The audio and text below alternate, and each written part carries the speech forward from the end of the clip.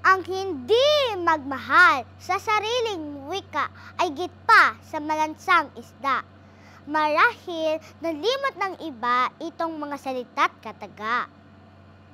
Ako po si Ariana Hailey G. Nakalkap, nakatayo't nakatindig sa inyong harapan. Sama-sama natin kilalanin ang bayaning aking nahiram. Jose Protasio Rizal, Mercado E. Alonso Rialonda. Si Pepe Natubong Laguna. Sa piso ay kalamitang makikita. Manunulat, sentipiko't doktor. Revolusyonaryo, henyo't pintor. Iilan naman yan sa kanyang propesyon. Sino nga ba ang hindi hanga sa kanyang mga likha?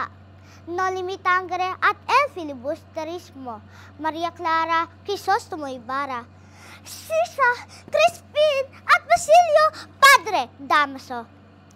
Panon man ng Kastila o sa kasalukuyan, mga karakter na sumasalamin sa ating lipunan.